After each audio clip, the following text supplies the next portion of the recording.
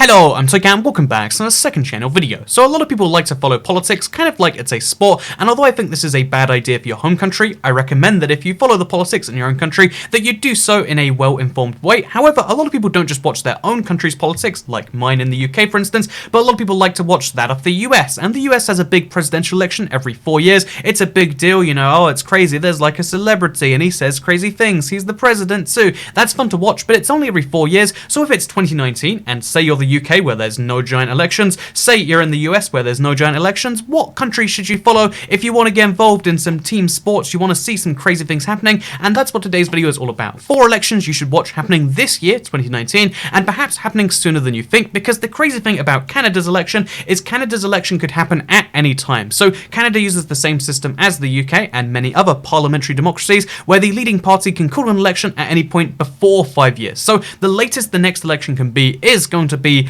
the end of 2019, but realistically speaking, there could be an election in the next month or two as soon as the current Prime Minister decides to call one. So that's kind of interesting by itself.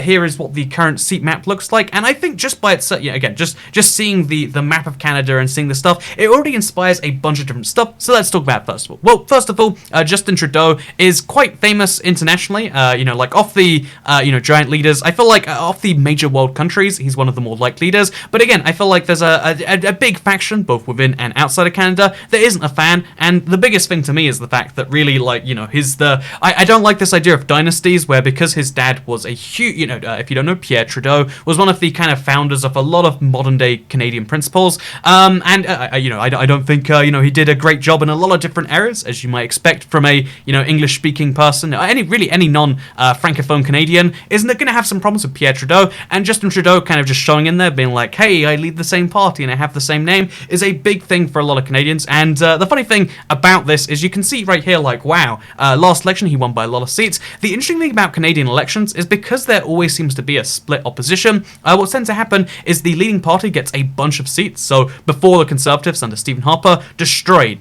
there's a lot of interesting policies that came from that. That's why Canada used to be famous for the balanced budget, which isn't the case anymore, but stuff like that was famous from Stephen Harper, the previous you know, person. But then you know, Justin Trudeau, even with a few percent swing, you can get a huge majority, and that could just happen and go back the other way, which would be interesting, especially given the interesting thing that I've seen based on my Canadian experiences, speaking to a few Canadians, you know, both subscribers and non-subscribers, is especially in Western Canada, the anti-Justin Trudeau train is really at its peak there, like choo-choo. You can see if you look at Alberta, literally 29 Conservative seats to 4 Liberal and 1 New Democratic Party, because again, you might also notice, like, wait a minute, the third party has a bunch of seats. Are they three-party politics? Well, sadly, if we look at the actual, you know, opinion polling on this one, which we do actually have right here, you can see how not only is the gap between, you know, red and blue getting smaller, but Canada is heading slowly more and more towards that big confrontational two-party state. You know, the blue and the red, even though it's reversed from America, if you're not from the UK, is the same system where blue is the right-leaning party and red is the left-leaning party, but you can see that comes at the expense of their third largest party, which is seeing a drop in the polls. And yeah, it's just this interesting thing where, like, we don't know what's going to happen. It's crazy close between the blue and the red, and that's with, keep in mind, the you know, the Conservatives. They've always been the more disunited of the two major parties, and they recently had a big split. There's a People's Party of Canada now. They're doing quite well. They've got a couple percent in the polls. Whether that goes up or down is yet to be seen, but there's a populist party, there's 2 left-wing parties, there's a main Conservative, but then there's also Greens, and then of course, you know, you gotta bear in mind this is Canada. There's Quebec, which has its own, like, separatist party or semi-separatist these days, and as well as all of that, as well as just the craziness of that, you've also got the fact that Canada has some of the biggest election districts in the world, and this is, so again, if you follow politics around a lot of countries, one of the few trends that always sticks is that cities tend to go more red, tend to go more, let's put it in terms of, like, you know, left versus right. Cities go more left, and rural areas go more right. It's just the trend around the world, but Canada is so big that that trend happens on crack. And first of all, in Western Canada, in Alberta, for instance, even Calgary, the most inner city districts are still super, you know, like, right, because that's just how, you know, Alberta seems to be. But, you know, like, in Canada, you can see how a lot of the rural seats seem to be like, okay, there's a lot of blue in there, etc. But then you look at stuff like, oh, look at that. So they go, you know, like, they're so big and they go to the yellow for some reason, the, you know, the even more left than the Liberal Party. party, and then the really, then the really big territories. So these territories all have less than 60,000 people each, and with those tiny populations, some of the least populated seats, but still so huge, they go so far back the other way that they go left again. And that's just an interesting thing about Canada that you can spot by looking at the election map, whichever one you want to look at, this one, that one, and you can kind of see that they're like, that's a thing. Also, this might be interesting to you, in the same way that Western Canada is very, very right, again, just look at these numbers, you can see how Atlantic Canada is very, very left. All of the 7 seats of Newfoundland and Labrador all gone to the Liberals. All 4 seats from Prince Edward Islands, we got all 10 from New Brunswick, all 11 from Nova Scotia. It's a cool thing to follow. Will any of those flip? Will anything change? That's what you can follow in the 2019 Canadian election. Will Justin Trudeau be a one-term Prime Minister? And I mean, like, that sounds like a thing that isn't going to happen. But again, looking at the polling right now, looking at all the things that could happen, who knows? It's anyone's game, am I right? But also, what's anyone's game is the EU. So every time the EU comes up in a video, I kind of love the discourse of like how crazy people go on either side. Again, I hate it on the one level because watch any of my videos about the EU, read the comments, it's a dumpster fire. Like it's just like, you know, for whichever way you like the comments, like maybe you like them like this or like that, but there's a dumpster fire of like, this wasn't related to the video. This guy just went on a giant rant about his views on this or his views about how great the EU is. I even got downvoted on my own subreddit because I responded to a guy who was like, the EU is the best thing, and I was like, well, I mean, not in this way and that way, and people were like, how dare you? Like, everyone gets tribalistic about the EU, which is interesting because that kind of plays into the EU, and its new elections this year, which is slowly starting to be a thing. So here's what the 2014 to 19 Parliament looks like, and again, immediately looking at this, you can be like, so that's an interesting thing by itself. Like, so we've got a lot of parties here. If you're curious, the populist parties, the anti-EU parties, generally fit into the ECR, but then there's a lot of other ones too. You can kind of count this as mostly anti-EU, but with simplifying a bunch. But the number of different parties you can see here is because of the fact that the European Parliament, usually speaking, an ALDE party doesn't run as like, we're the ALDEs, vote for us. They run as, in the UK, the Liberal Democrats, or, like En Marche in France, or, they'll run as their political party. The EPP doesn't run as the EPP. They run as the CDU, the Christian Democrat Union in Germany. They run as the Conservatives in the UK. Again, Labour, or, I think it's, what's it called in Germany? Yeah, the SPD. You can see all these different examples of like, so you run as your own party, and then it turns into this European-wide thing. So really, the European elections are so interesting because most people generally, at least till now, have never thought them European-wide. The turnout has been depressingly low. Let me show you on the screen. I'll show you the UK's because I know that's low, but I think in most countries. So UK turnout in the 1980s and then into the So UK turnout in the 80s, UK turnout in the 90s, UK turnout in the 2010s, and until like the 2014 election where we somehow had an anti-EU party win, which is interesting. First, so lots of levels of that. There was an anti-EU party that won the EU elections, and it was the first time either the Labour or Conservatives hadn't won an election in the UK since forever. It's a crazy thing. EU elections used to just be these things no one showed up to, and this year seems like it's the first one where that's going to change because with this whole everything that's happened, like migrant crisis, Brexit, all these things have happened over the past 5 years.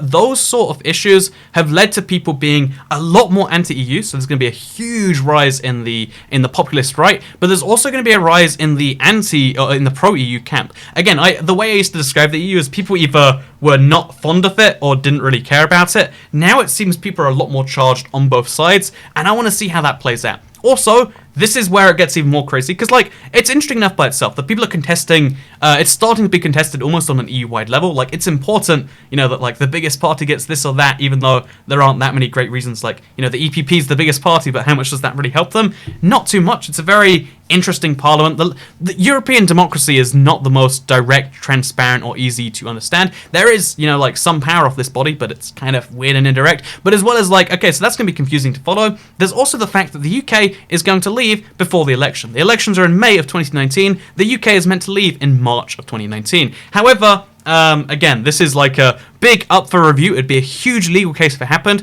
The UK is likely, again, at current pace, according to current news, look it up, likely to extend the Brexit negotiations. By how long? By a couple of weeks is what the further right seem to think, and by a lot longer than that is what the other parties seem to think. So the EU negotiations for Brexit might be extended, and if we are in the EU past May, we would still have to hold elections for this parliament we might not be a part of anymore. Because again, right now you might be like, so that Brexit thing's happening, right? No, the UK is still contributing to all of these. I think they're the biggest party in ECR, for instance, right now. So all these different things are happening at once, and it's crazy, and it's an interesting time to follow politics in the EU.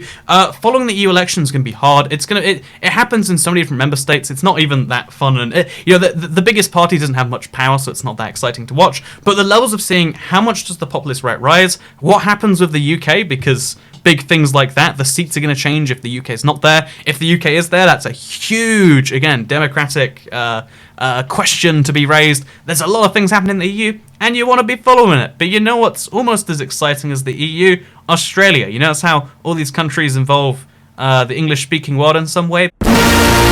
Because look at that, me bringing everything back to English again. Look how terrible I am. But let's talk about Australia. Everyone loves Australia, right? It's everyone's favourite non-existent country that's kind of near New Zealand. So let's talk about it though, because if you do believe in Australia, if you think it's a real place, then you might be fascinated to see this electoral map. They only have 150 electoral divisions. Again, I'm always advocate generally for more in terms of more representatives, just because it means that you can have smaller areas, or at least more people to each person. The more fewer people to each representative. The more people you get per representative, the less the representative cares about every individual issue, and the more they care on a macro level. In the US, for instance, there's almost 1 million people per House of Representatives person.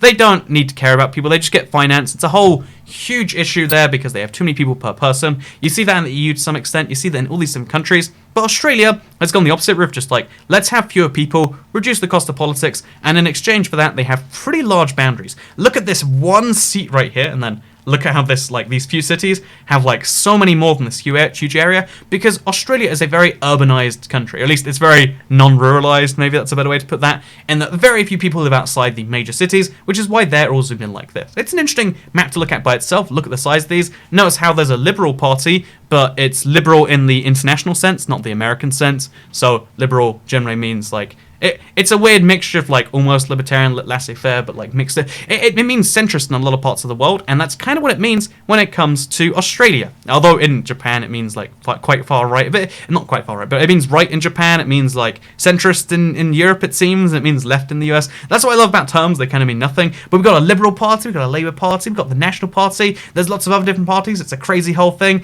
And yeah, that's what's happening with the Australian elections. But it's not only interesting because those are some wacky electoral districts. Looking forward to seeing how that map changes, because right now it looks like the yellow is seeping into all the parts of the island. But they're also the largest party, by the way. But also, there's the fact that when you look at the map of all the prime ministers since from 1975 to 2018, you're there's Fraser, there's Hawke, there's Keating, we got some good prime ministers here. We got Howard. Oh, I remember Howard, the prime minister. Then it's oh god, there we go. So Australia has gone for a really tumultuous time in terms of politics. The prime minister has been not able to stay on for more than a couple of years at a time for a very long time. There's been so many prime ministers, so much back and forth, so many elections, and right now it's very, very close and pendulum swinging. And because of that, an Australian election this year would be a big wild turnout to that, because maybe we'll start to see Australia start to go a bit more, because again, Australia has big issues to contend with. They are, again, this is something that you might not know, but Australia has one of the strictest immigration policies in the world.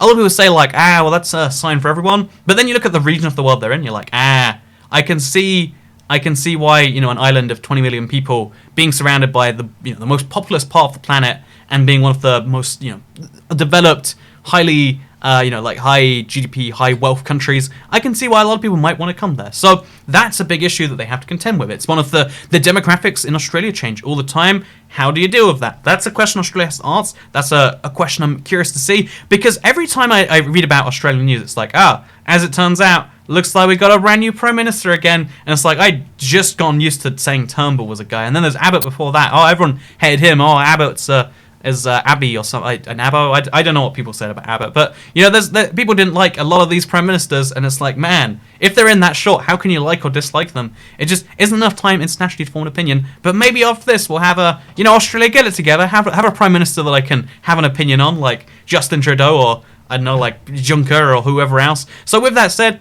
we've got one more here. We're going to talk about Thailand. Yeah, that's right. I talk about non-Anglophone countries too. Although Thailand drives on the left side of the road, fun fact, which makes them superior to all the countries around them. Although actually a lot of the countries around them do too. But anyway, so let's talk about Thailand and their beautiful not driving on the left-hand side of the road and their election issues. So one of the things I recommend if you want to learn about countries' elections is to read the Wikipedia page. I know Wikipedia is like, oh, that's awful, it's really bad, but it just gives you the raw facts in the simplest form and a little bit of a summary. Like, so 2019 Thai election, it's like, okay, so right now they need 251 seats to win, and then you're like, wait a minute, this is different to every other election I've ever read. So, as you can see, current seats, new party, election invalidated, boycotted. None of the three parties currently have any seats or any stuff, even though there was a last election. And here's the craziest bit. The reason there's a 2019 Thai general election is because there was a military coup in May 2014. You might recall that. It was a big deal at the time. The international community was like, hey, you know, what's with this military coup? And they were like, okay, we'll fix it. We'll hold elections in 2015.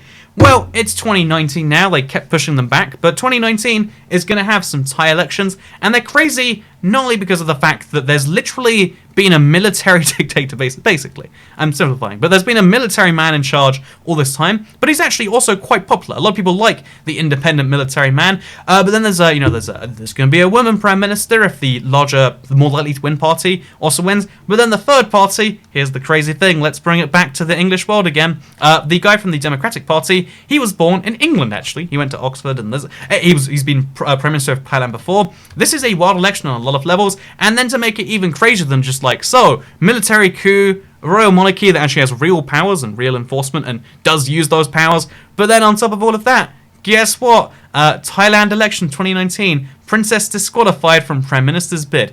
A Thai princess tried to run for the prime minister of Thailand. It sounds like the Bulgaria story. We're like, well, we got rid of him and then we decided we want him back. But it happened. The princess of Thailand, one of the people related to the king, actually tried to run for prime minister and had to be disqualified. Again, politics in Thailand are a whole wild thing. Thailand is a country which is one of those few countries that started low income and it's going high income, and it's getting there on some decent pace, and it's doing a pretty good job at that. But is that going to be put in risk? Right now their currency is going up and down like crazy because people don't know what is happening with Thailand, because the military dictatorship was at least stable. Right now it's a little bit of an unstable time, and it's interesting to see, and that's something that will be resolved on the 24th of March, or realistically later, because again there's been so many different time frames. But yeah, those are 4 elections you should follow in 2019. Canada's going to be an interesting one. Like, will you have the idea of like dynasties finally gone, or will you have a Trudeau again? Again, he's even if I say I personally don't have great opinions on him, he is widely known as the most attractive world leader that's a male right now. In fact, probably in general, right? Like, find a more attractive leader than Justin Trudeau, and also widely found a very divisive figure internationally, but again, more well-received than, guys from perhaps the South or whatever. So there's these interesting things on that level. In the EU, this is the first election that a lot of parties are trying to fight EU-wide, or at least a lot of media outlets, I should say. Stephen Bannon's a good example of like, ooh, that's going a weird place. Australia, will they have a prime minister that lasts for more than 2 years? Probably not, but let's hope so, yeah? And then Thailand, so military dictatorship, say, it'd be nice to replace those with good old democracy again. So those are 4 elections you should follow. If you don't want to follow them, then, I don't know, maybe I'll update this video in 2020 and say, world has fallen, it's all awful. And also, I will say, a lot of people are endlessly speculating, maybe there will be an election in the UK in 2019. It's possible.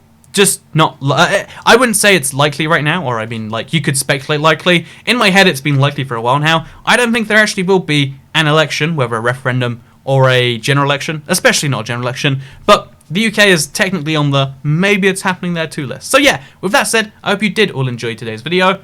It's the second channel though, so first of all, thank you to the editor. His link is in the description. I like the editing stuff. It makes these videos a little bit nicer. If you like it too, let me know in the comments, because, I don't know, helps me feel like it's justified to go for all this and makes the editor feel more bad edited. Put a smiley face on the screen if you agree. There we go, look at that, that's teamwork. So anyway, thank you very much for watching. Second channel, don't care. Goodbye.